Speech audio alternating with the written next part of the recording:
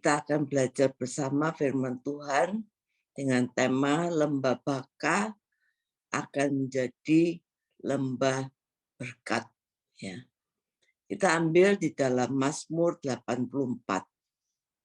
Mazmur 84 dikatakan bahwa ayat ke-5, berbahagialah orang yang diam di rumahmu, yang terus-menerus memuji Engkau, Selah. Berbahagialah manusia yang kekuatannya di dalam Engkau, yang berhasrat mengadakan ziarah. Saudara, saya berhenti sampai ini dulu. Kita hidup ini adalah perjalanan. Ya. Dan kita tahu bahwa dunia saat ini menghadapi resesi yang berat, ya, di mana dikatakan tahun depan ini akan ada krisis sehingga banyak orang menjadi takut, banyak orang menjadi loyo, banyak orang menjadi gelisah, ya, karena keadaan-keadaan yang mengkhawatirkan dan ini melanda seluruh dunia. Tapi kita percaya kalau kita mengandalkan Tuhan, kita percaya kita akan dibawa oleh Tuhan kepada destinenya Tuhan, yaitu masa depan yang penuh pengharapan.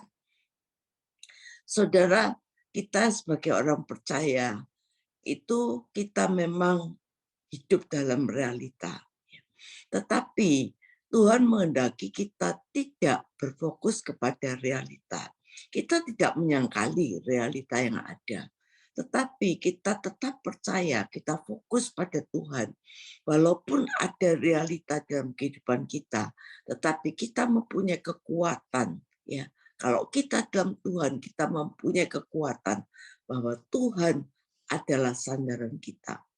Saudara, dikatakan bahwa buaya itu makanannya itu bangkai. Semua buaya itu makanannya bangkai yang kotor-kotor. Tetapi tidak membuat dia mati. Ya, karena apa? Karena buaya itu mempunyai kekuatan yang ekstra, antibodi yang ekstra. Juga begitu kita sebagai anak Tuhan, kita harus punya antibodi yang ekstra, kekuatan yang ekstra menghadapi segala perkara di dalam kehidupan di dunia ini. Saudara, kita tahu bahwa firman Tuhan mengatakan berbahagialah ayat 6, manusia yang kekuatannya di dalam Engkau, yang berhasrat mengadakan ziarah. Saudara, ziarah ini bukannya kita pergi ke kuburan gitu ya, tetapi dikatakan bahwa ziarah itu adalah satu perjalanan yang sudah Yesus memberikan contoh bagaimana dia hidup di dalam kehidupannya di dalam dunia ini sebagai contoh bagi kita. Dikatakan berbahagialah manusia yang kekuatannya di dalam Engkau. Berbahagialah. Saudara, berbahagia di sini kalau kita lihat di dalam arti sebenarnya bukan cuma berbahagia tetapi diberkatilah. Ya, berbahagialah dan diberkati manusia yang kekuatannya di dalam Engkau. Artinya apa? Yang hidupnya fokus kepada Tuhan. Yang hidupnya sungguh-sungguh mengandalkan Tuhan. Yang hidupnya sungguh-sungguh bersama Tuhan. Saudara, kalau kita fokus kepada Tuhan, hidup kita fokus kepada Tuhan, kita mendapatkan satu kekuatan bahwa kita ini bukan manusia biasa, tapi kita ini adalah bait Roh Kudus, saudara. Dikatakan kalau apabila kita melintasi lembah Baka, mereka membuatnya menjadi tempat bermata air. Ya, dikatakan bahkan hujan pada awal musim menyelubunginya dengan berkat.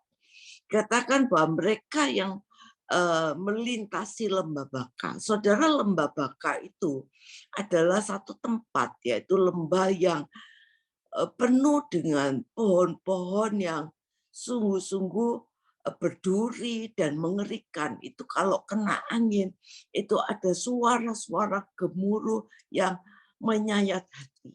Saudara, lembah Baka ini adalah lembah kesedihan. Lembah Baka ini adalah lembah yang penuh tangisan. lembah Baka ini ada lembah yang sungguh-sungguh menyakitkan. Ya, dikatakan, tetapi kalau kita ada bersama Tuhan, maka mereka membuatnya menjadi tempat bermata air. Menjadi tempat bermata air. Bahkan hujan pada awal dikatakan pada awal musim menyelubunginya dengan berkat. Jadi meskipun kita melewati lembah Baka, dan memang inilah kehidupan di dunia ini, adalah kita dalam perjalanan di lembah Baka. Lembah yang penuh tangisan, lembah yang penuh air mata. Ya. Tetapi kalau kita berjalan bersama Tuhan, lembah Baka ini menjadi lembah berkat, saudara. Dikatakan mereka akan berjalan makin lama makin kuat. Saudara, kalau kita ada di dalam dunia ini, kita tahu bahwa perjalanan kita ini makin lama itu makin capek. Perjalanan kita di dunia ini makin lama makin loyo, makin gak kuat. Saudara, kita percaya bahwa semua orang, ya kalau berjalan itu enggak ada orang yang berjalan makin lama makin kuat. Makin lama itu makin capek. Saya enggak pernah ada melihat orang yang semakin berjalan 1 jam, 2 jam, dia akan semakin kuat. Saya aja diajak sama Pastor Yongki jalan-jalan di New York, di Manhattan. Saudara, bertambah lama tuh tambah capek. Saudara, kata Pastor Yongki, capek berhenti sebentar. Karena tambah lama tambah capek. Tetapi di sini dikatakan, kalau kita bersama Tuhan, kita berjalan di dalam dunia ini, bukan bertambah loyo, tapi bertambah kuat. Ya. Karena apa? Karena kita hendak menghadap Allah di Sion. Dikatakan kenapa kita tuh berjalan makin kuat? Karena kita tahu tujuannya.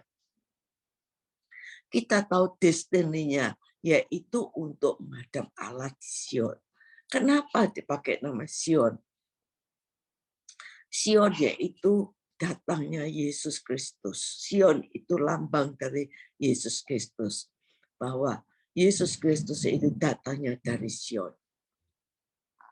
Saudara, kalau kita sungguh-sungguh mengandalkan Tuhan, maka kita percaya kita akan mendapatkan kekuatan baru. Orang yang menanti-nantikan Tuhan itu selalu mendapatkan kekuatan baru. Ia berjalan tetapi tidak loyo. Ia berlari tapi tidak capek, Tuhan. Karena kita tahu kita berjalan bersama Tuhan. Yesaya 40 berkata bahwa kita sungguh-sungguh percaya kepada Tuhan, maka kita akan berjalan semakin hari semakin kuat, terbang seperti sayap Raja Wali. Saudara, memang di dalam kehidupan di dunia ini membuat kita capek. Ya. Apa yang kita lihat, keadaan ekonomi, ya, keadaan di tengah keluarga, keadaan situasi, segala yang membuat kita menjadi capek, saudara. Menghadapi semua ini menjadi capek. Dan banyak orang yang takut dan khawatir menghadapi semuanya ini karena dianggap bahwa apa yang akan terjadi di masa depan kita. Tapi saudara, kita percaya, kalau kita mengandalkan Tuhan, kalau kita bersama Tuhan, maka kita akan mendapatkan kekuatan baru. Saudara, dikatakan berjalan semakin lama menjadi semakin kuat. Saudara, kalau kita melewati lembah Baka untuk menjadi kuat, hidup kita ini dalam Tuhan itu tidak akan turun. Hidup kita tuh akan naik. Tuhan akan membawa kita hidup di dalam satu proses, semakin hari itu semakin naik. Dari satu kemenangan kepada kemenangan. Dari satu kemuliaan kepada kemuliaan. Dan untuk jalan mendaki yang naik itu, saudara, itu tidak mudah, saudara. Jalan naik mendaki itu tidak mudah. Perlu ada kekuatan, saudara. Karena itu kalau kita berjalan bersama Tuhan, maka kita akan senantiasa mendapatkan kekuatan yang baru. Sehingga kita bisa berjalan naik dalam satu proses kedua, proses ketiga, proses keempat yang kita alami dalam perjalanan hidup kita, proses yang kita alami dalam kehidupan perjalanan hidup kita tidak membuat kita capek, tetapi di tiap-tiap proses itu ada satu hikmat sendiri, ada satu kekuatan sendiri yang Tuhan berikan sehingga kita bisa melampaui dari satu kemenangan kepada kemenangan, dari satu kemuliaan kepada kemuliaan. Saudara, kalau kita lihat bagaimana kehidupan selanjutnya, dikatakan, lihatlah Tuhan, ayat 8. Ya Tuhan Allah semesta alam, dengarkanlah doaku. Pasanglah telinga ya Allah Yakub. Saudara, kita percaya bahwa kehidupan kita adalah kehidupan yang sungguh-sungguh hidup di dalam doa. Kalau kita berdoa, saudara, maka apa saja yang kita doakan, Tuhan pasti dengar dan Tuhan pasti jawab asal doa itu untuk memuliakan nama Tuhan. Dan syarat untuk berdoa yaitu kita harus punya hati yang benar. Karena doa orang benar kalau yakin didoakan besar kuasanya. Kenapa doa kita tidak dijawab? Karena hati kita belum benar. Hati kita masih ada kotor. Mungkin hati kita nggak bisa mengampuni, hati kita masih ada iri, hati kita masih ada dengki yang perlu kita bereskan. Saudara, kalau hati kita bereskan, hidup kita benar, hidup kita memperkenalkan Tuhan. Kalau kita berseru pada Tuhan, Tuhan pasti menjawab doa kita. Tidak ada doa yang tidak dijawab oleh Tuhan. Saya percaya bahwa Tuhan yang kita sembah adalah Tuhan yang tidak mempermalukan orang yang berdoa siang dan malam kepadanya. Dikatakan ayat selanjutnya, ayat 11, ayat 10. Sebab lebih baik 1 hari di pelataranmu daripada 1000 hari di tempat lain. Lebih baik berdiri di ambang pintu rumah Allahku daripada diam di kemah-kemah orang fasik. Saudara, kalau kita percaya bahwa di hadapan Tuhan itu ada lebih baik. Ini yang dialami oleh tokoh-tokoh Alkitab. Umpamanya Abraham, Musa, Daud, Petrus, ya. Kita lihat Paulus, itu orang-orang yang hidupnya sungguh-sungguh mengutamakan hadirat Tuhan di dalam hidupnya.